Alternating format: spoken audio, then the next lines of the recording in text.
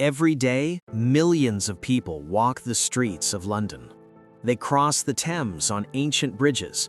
They work in glass towers above ancient streets.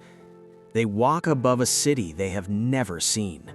Because beneath the glass and steel of modern London lies a ghost.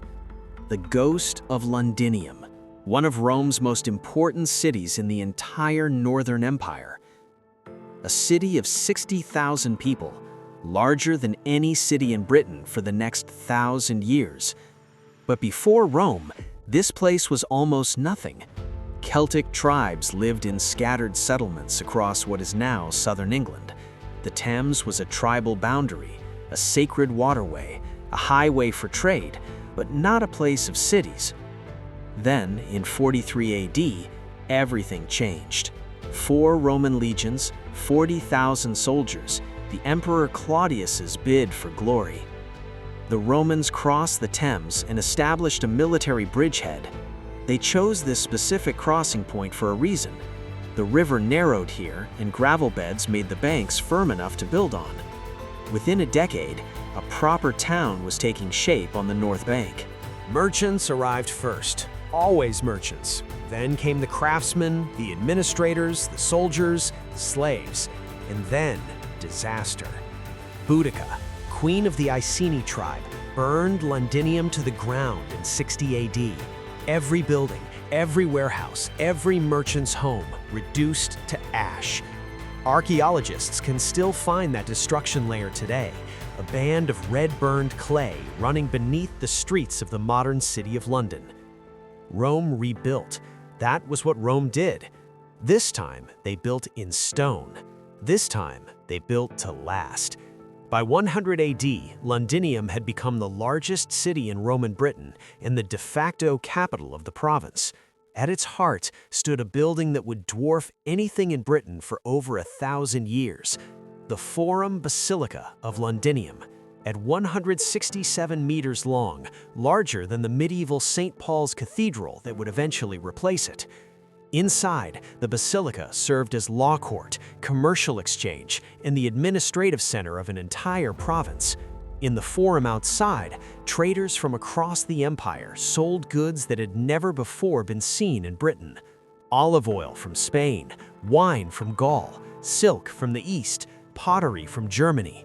All of it passing through Londinium's waterfront, the most active port in the entire Northern Empire. Who actually lived in Londinium?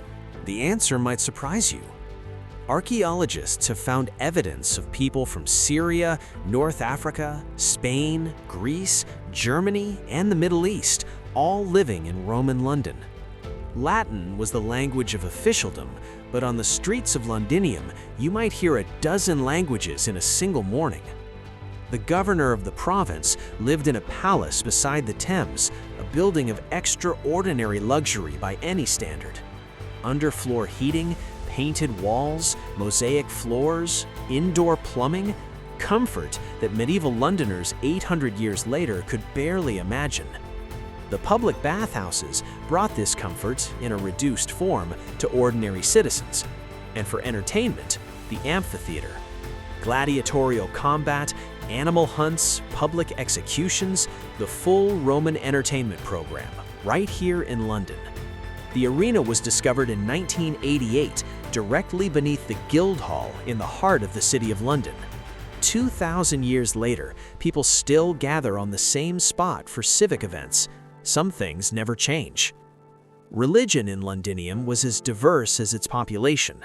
The official Roman gods, Jupiter, Mars, Mercury, received their sacrifices in temples throughout the city. But beneath the streets, something more secretive was practiced. The Temple of Mithras, discovered beneath a bomb site in 1954, is one of the most remarkable Roman finds in London's history. Mithraism was the mystery cult favored by Roman soldiers, secretive, hierarchical, deeply masculine.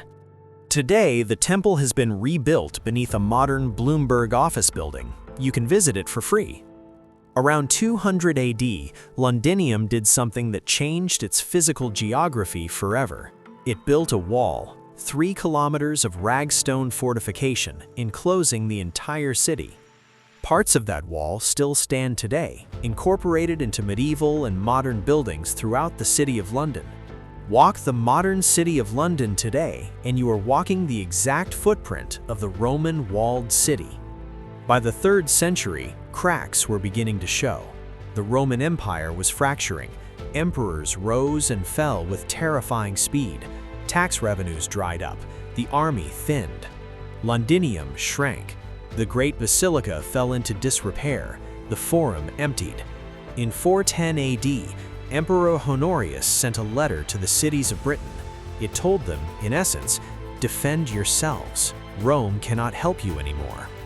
The legions had already left. The administrators followed. The merchants packed their goods. Within a generation, Londinium was largely abandoned. The population collapsed from 60,000 to perhaps a few hundred subsistence farmers living among the ruins. So what happened to the city? Where did it go? It went underground, literally, buried by centuries of debris, new construction, and the simple accumulation of time. Every time a new building goes up in the City of London, archaeologists race against the construction crews. London's underground is one of the richest archaeological sites on Earth, and most of it has never been excavated. What has been found is extraordinary. Roman mosaics, leather shoes, writing tablets, even a Roman bikini. The writing tablets are perhaps the most extraordinary. They carry the voices of real Londinium residents. One tablet records a debt, another a business deal. One is the oldest handwritten document ever found in Britain, dated to 57 AD. So what did Rome leave London? What of Londinium survives into the world we live in today? The bridge. Every London bridge in history has stood within meters of the original Roman crossing. The road network. Watling Street, Ermine Street. Every major Roman road out of Londinium is still a major road today. The city boundary. The square mile, the City of London financial district, follows almost exactly the line of the Roman wall. And beneath every glass tower, every underground station, every Victorian sewer, Londinium waits. The next time you stand on London Bridge, look down at the Thames. Roman soldiers crossed this same water. Roman merchants unloaded their goods on that same bank. Roman children played in streets that now carry buses and taxis. Londinium is not lost. It is simply waiting beneath your feet for someone to look. It always was, it always will be, the lost Roman city beneath modern London. If Londinium's story moved you, subscribe to The Ancient Lens. Every week, a new lost city brought back to life.